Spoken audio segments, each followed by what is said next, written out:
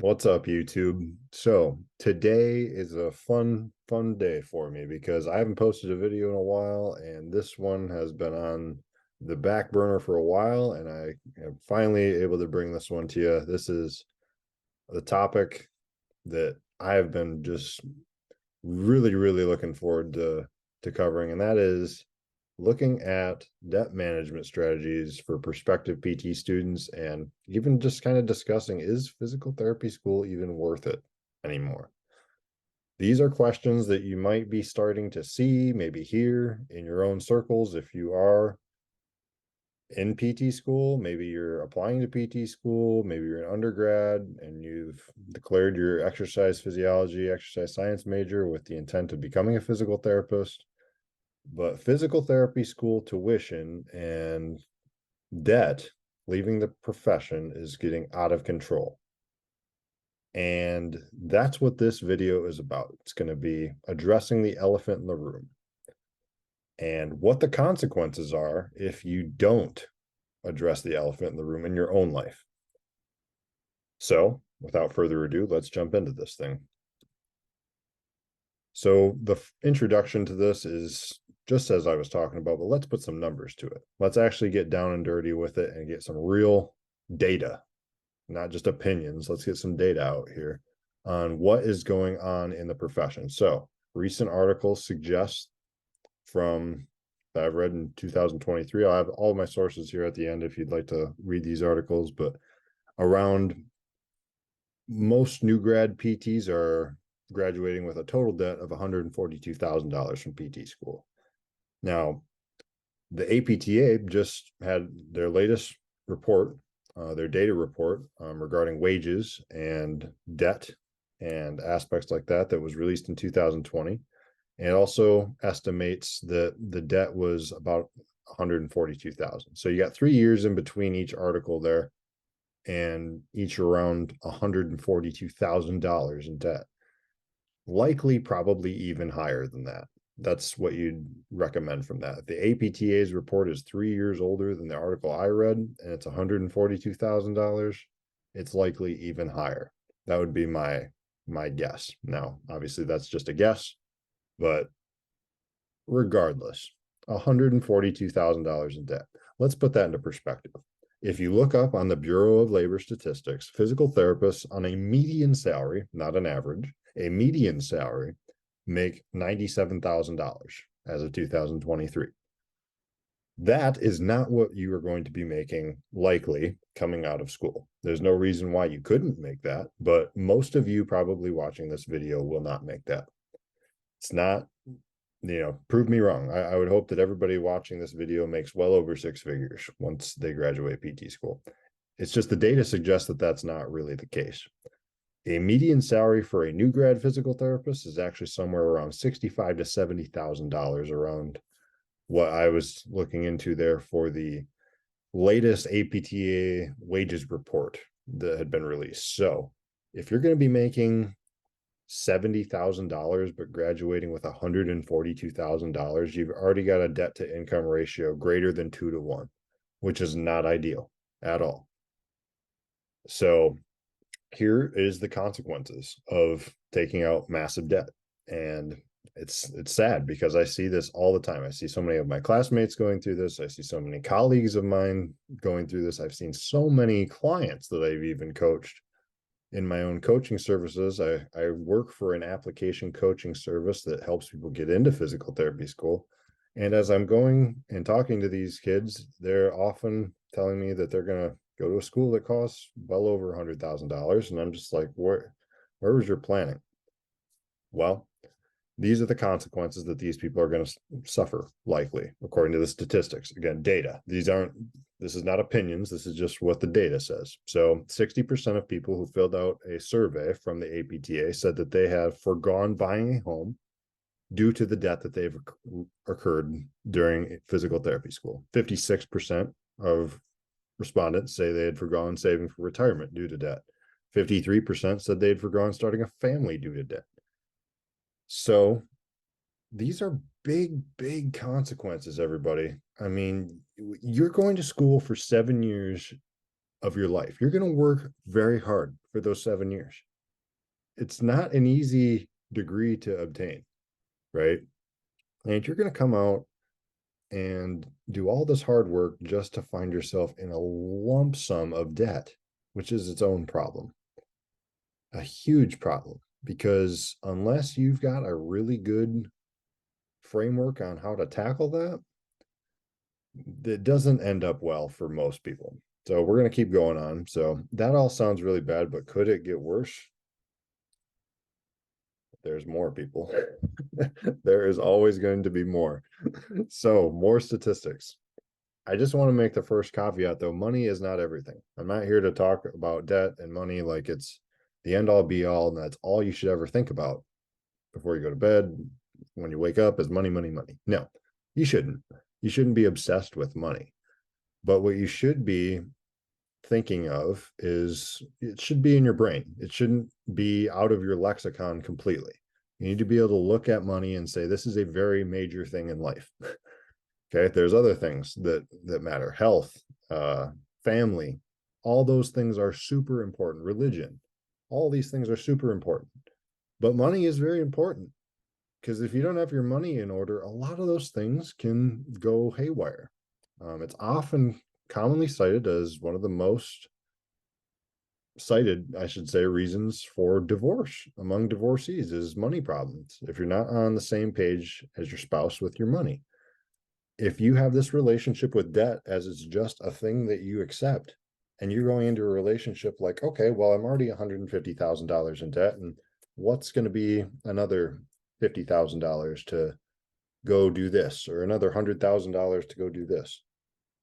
You will never be able to take control of your financial situation, which is, it's a very sad thing to do, but you've got to shed the skin of being okay with taking on more debt and realize, like, we need to tackle this thing. You know, we need to get rid of this out of our lives. It can lead to more stress that further exacerbates health issues. I've heard several very sad instances actually where stress is a very common trigger for autoimmune diseases. If you have a familial history of autoimmune diseases, for those who don't know, you should probably look up some autoimmune diseases to see if that's in the cards for you. But the science that I've read on it basically says that families have a familial history of autoimmune diseases, not necessarily specific autoimmune diseases. What I mean by that is if you've got a family member with type 1 diabetes, you may also be at risk for something such as rheumatoid arthritis, because they're intertwined, I should say, in terms of one autoimmune disease is related to a plethora of autoimmune diseases, not vis-a-vis, where you're going to get one autoimmune disease and then get the same autoimmune disease. It's not like that. So keep that in mind. Cost of living is also increasing around the country. If you want to be able to afford a home, if you want to be able to put your kids through college, if you want to be able to buy a decent car, if you want to take trips and live the fantasy life that most of you probably think of that you could live if you become a physical therapist, that's not going to be the reality for everybody, except for the people who are going to masquerade and try to play keep up with the Joneses. But they're going to have debt loads well in excess of $500,000 to potentially $1 million down the road if they continue to live like that. So you need to keep in mind that, you know, there may be a time for the first few years, if you become a physical therapist, that you might have to keep living like a college student for a little while and get your debt under control, to make sure that when you get out, you've got a good grasp on how to handle your finances moving forward. So academia is aware of this. This was an article that was published, as you can see, in July 2022, and it outlines a lot of the key problems going on right now in physical therapy education and how the growth rate is exceeding the demand rate currently, at least with these projections, based on employment ratings. So if you look year by year by year at the growth rate by the Bureau of Labor Statistics, it projects this is how many people are entering the profession versus those who are leaving the profession. That growth rate has slowly been getting smaller. And there's many reasons for this. A lot of it is because there's going to be, and there has been, more and more new physical therapy programs being enlisted in the country and opening, and that's leading to more and more new grads coming out and being able to fill positions. So the demand is actually being exceeded in many ways, according to this article. Now, I've also seen other conflicting information out there as well that's suggesting that demand has actually been increasing for a lot of reasons due to the fact that a lot of PTs are burning out and leaving the profession. And that's kind of coming back to what I originally first said here with this, which is due to debt, it's due to poor financial decisions, it's due to marital strain, it's due to all sorts of reasons why people are leaving. So there's a little bit of conflicting info out there. Again, this was published in the Physical Therapy Journal, which is related to the American Physical Therapy Association. So they're being very open with this. If you haven't read this article, I highly suggest you go check it out. So what can you do if you are a student and you are looking at going into physical therapy school? You need to start looking into physical therapy schools as soon as possible. You need to make a list. You need to make sure that you've got an idea on what they cost, what are their boards pass rates. You need to make sure that you've got all of this down way, way before you ever think about applying. I'm talking about years in advance would be ideal.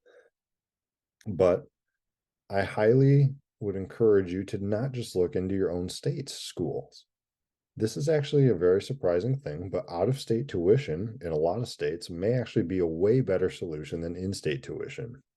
Traditionally, a lot of people will look at you and think that you've lost your mind with this, but it's simply not the case. If you look at underserved states, specifically, I found a lot of affordable schools in the Deep South.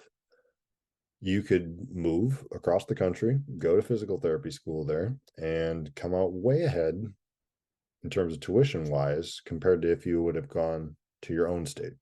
Even if you would have to pay out of state tuition, many states allow you to apply for residency within the first year. So you might only have to pay 1 year of out of state tuition, and the rest of the years would be in-state tuition. So keep that in mind. And cost of living is a huge aspect. If you're going to live in Los Angeles versus if you're going to live in Mobile, Alabama, there's a major difference in terms of what you're going to be paying for rent, for groceries, for transportation. And that adds up fast, very fast. So don't neglect looking at cost of living. The other thing you should look at are other careers. Physical therapy is a 7-year doctoral degree. That is a lot of time. And that is one of the things that is also not talked about as much as your opportunity cost. What could you have been doing in those 7 years that would have made you as much money or more money if you wouldn't have put those 7 years into physical therapy school? I'll give you an example. If you went to physician assistant school and you come out and you're making $115,000 on a now 5-year to 6-year degree, you are going to be potentially $200,000 to $300,000, depending on your specialty that you go into, ahead of any physical therapist. And you may be another 1 to 2 years ahead of the game. You might even already have your debt paid off from PA school at that point, if you play that smart, and several $1,000s ahead. So again, look at your value proposition. If you can go to PA school for 5 to 6 years versus 7 years for PT, make more money on less time in school, and also have just as good, if not better, quality of life in many instances, then that's definitely a viable option. There's also medical school. There's lots of other careers that you could look at. PTA is one that's out there. PTA is an interesting one. Medicare reimbursement rates are going down for PTAs, so keep that in mind. The other thing is you need to have a plan with all this. Whatever you choose to do, if you've got a plan, you're already way ahead of 75% of people out there. Most people don't have a plan. They have an idea right? They have a general framework, but they don't actually have a concrete plan with steps on it to say, this is what I'm going to do here. This is what I'm going to do next, and so on and so forth. Most people don't have that. They don't have like a written down plan. I can't tell you how much that means. Like, what are you going to be doing in 5 years? Do you even know that? You have a clue? Obviously, there's the random element to life, right? Like, who knows where I'll be in 5 years, but I can tell you one thing is if I am here in 5 years, I'll have a way better idea on where I'm going to be because I've got a plan than most people do. Because a lot of people, they're just kind of living life by the seat of their pants and they don't have a clue what they're going to do in 5 years. So, great start to get ahead on your life and get your goals in focus. Speaking of your focus, that may need to shift, right? Don't romanticize this career as like it's Disneyland, because it's not. It's a job. People are paying you to do it. This is not a vacation, right? I think a lot of people have romanticized careers going through the process, at least with me. A lot of people have romanticized their career and thinking it's just everything you could ever dream of, blah, blah, blah, blah, blah. Look, at the end of the day, it's a job. Okay. Jobs are not perfect. You don't really, you shouldn't look for all fulfillment in your job. You're way ahead if you could potentially have something where you enjoy your job. Most Americans definitely don't like their job. So it's a plus if you can find that. But, I think it has really hit a lot of people. I've known that have gone into this profession and may have actually dropped out of school. They may have not got into school, and they've realized, wow, there's a lot of negatives to this profession. And this is not always what I thought it was going to be. You're not going to be working with athletes all the time. This isn't just an athletic career. This is healthcare, right? So being able to understand that and not romanticize it will give you a lot more clarity moving forward. And I put this in here too, be realistic. If it doesn't make dollars, it doesn't make sense. I mean, just make that make sense, right? If it doesn't make dollars, it doesn't make sense. There's a little bit of a double entendre there, but I digress. What is going to make you money at the end of the day and might not be what you have thought it would be? I use PA comparing to PT, but it could be anything. It could be nursing, could be any of these degrees that don't take 7 years.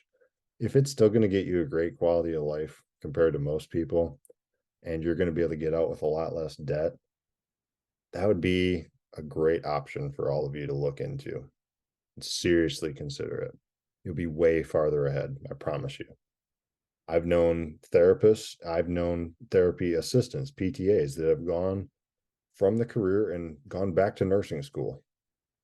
They've gone to PA school.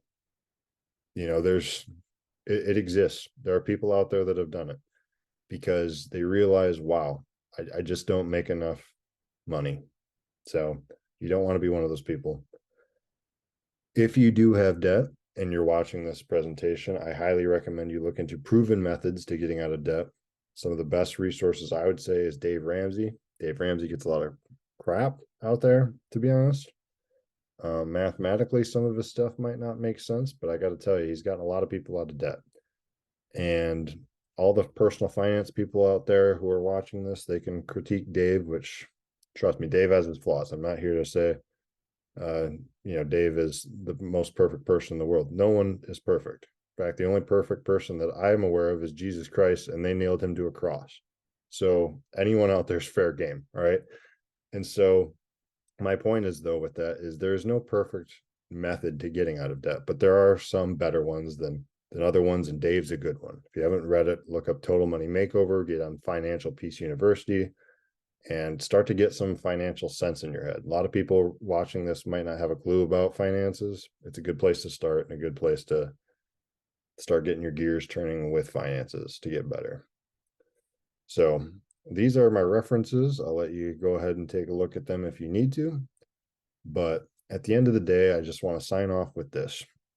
Okay. This was kind of a lot more brash, blunt, straight to the point video. maybe a little bit of tough love for anybody out here who's watching this, who's considering PT school. But I'd rather you hear it from me than start to get out of PT school and look at yourself in the mirror and say, I have made myself a huge mess. Do yourself a favor here, and get ahead of this before you're too late. If you found anything in this video helpful, I'd love to hear it in the comments. Any other perspectives on this? Go ahead and share it with me down in the comments as well. If you found this video helpful, send it to some of your friends who are considering PT school. And as always, give me a like, subscribe, and we'll catch you in the next video.